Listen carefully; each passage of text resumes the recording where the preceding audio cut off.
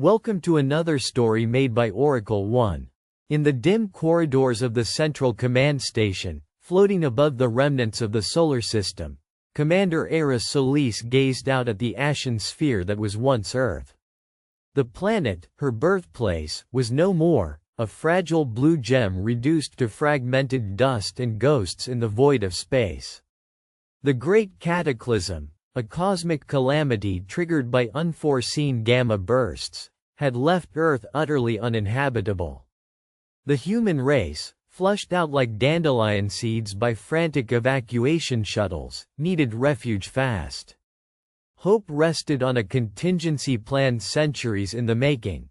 Project Genesis Backup, the activation of a substitute planet, a terraformed archive advertised as humanity's second chance.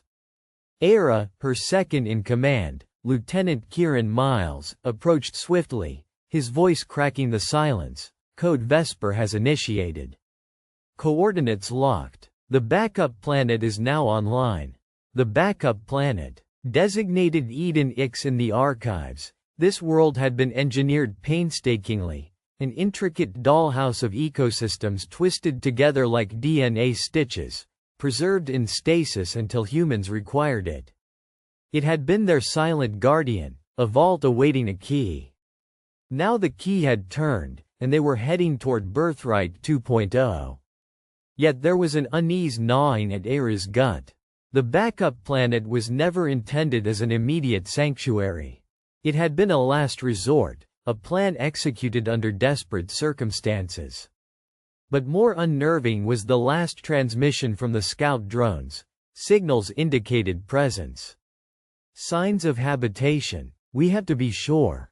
Communications ended months ago from the surface. Why would there be signs of life? Era muttered, eyes glued to the green-lit monitors displaying the landscape of Eden IX. Dense emerald forests stretched into mountains capped with sparkling glaciers, rivers that shimmered with unnatural bioluminescence. But the life signatures emitted rhythmical pulses, very much humanoid in origin. The terraforming process had only recently completed, so how was there already life? Could it be indigenous organisms we overlooked?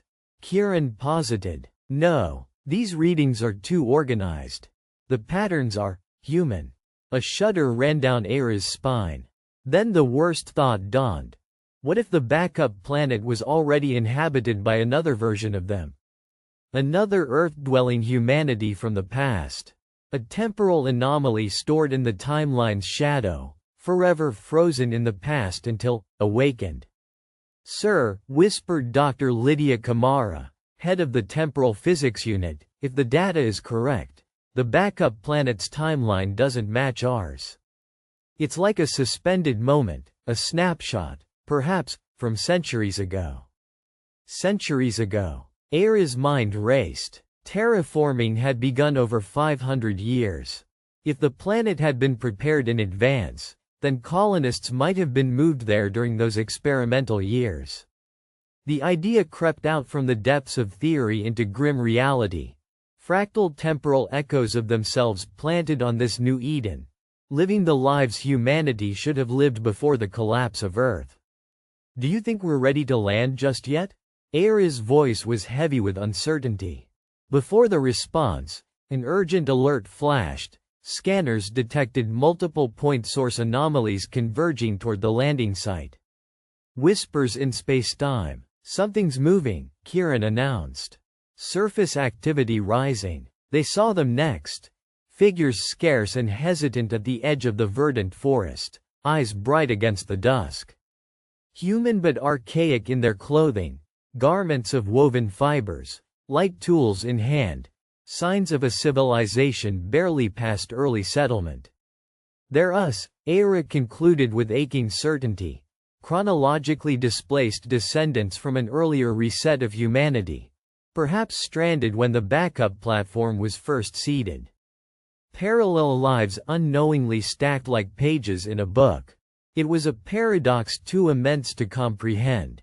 A nested timeline where the future had found refuge in the past of an alternate humanity. To step onto this planet was to step into the shadow of themselves. The decision weighed heavy. To land on Eden X would risk crashing the continuity of two human histories. The question was whether they could reconcile or would annihilate one another in the ensuing chaos. The shuttle's descent was a slow dance into an alien familiarity. Aira's boots pressed into the soft moss carpet of the backup planet. The air was sweet, untouched by the industrial scars of the lost Earth. The smell of untouched wildflowers and wood smoke surrounded them. And then the encounter. The settlers came forward, cautious and curious, weapons lowered but eyes sharp. At the forefront, a woman with silver-streaked hair and a steady gaze stepped closer. "You're like us," she said. "But not us." Aira spoke, her voice hesitant but clear. "We are from a future where Earth is lost. You are living in what was intended to be a pure beginning. We did not expect to find you here." The woman nodded. "We were born from the seed of the past Earth.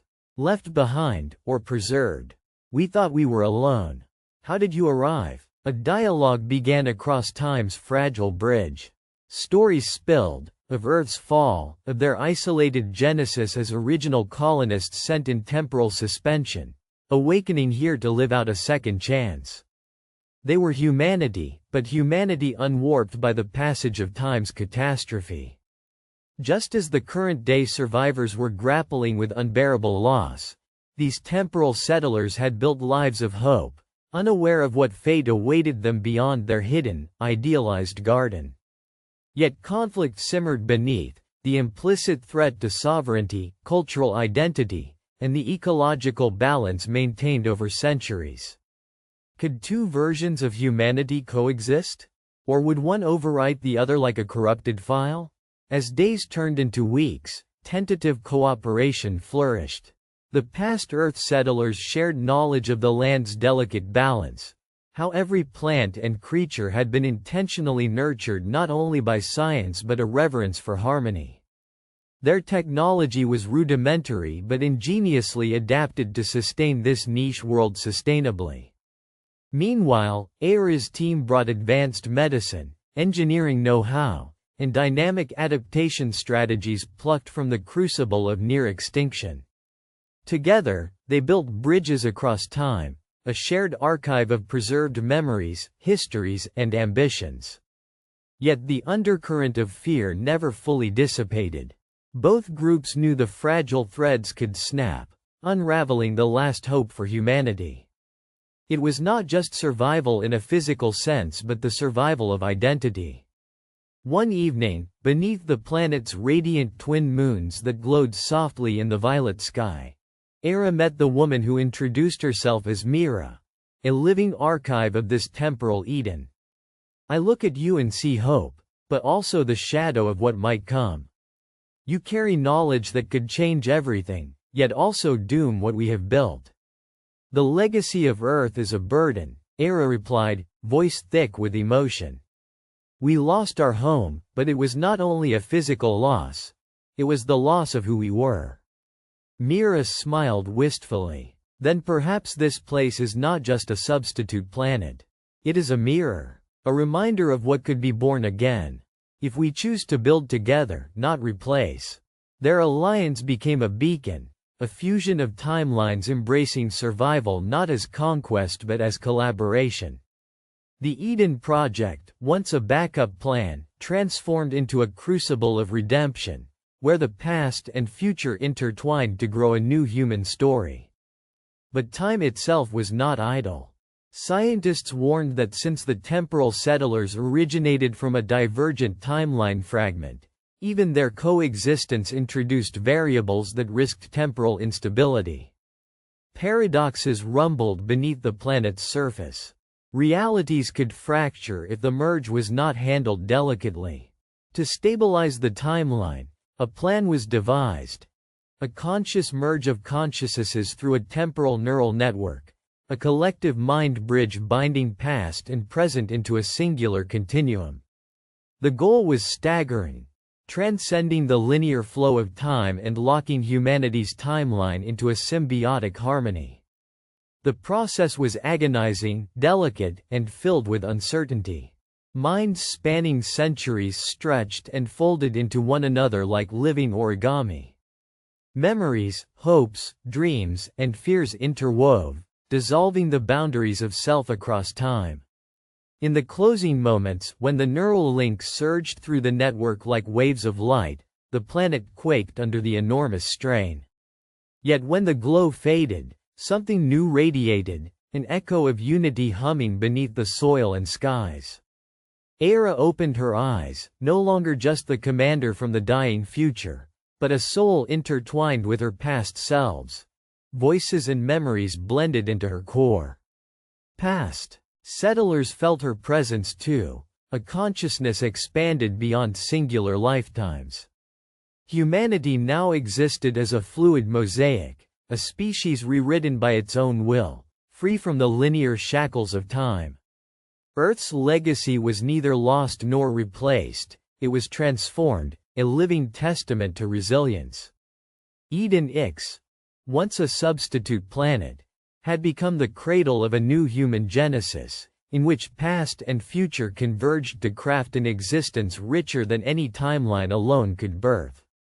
For more stories, like and subscribe.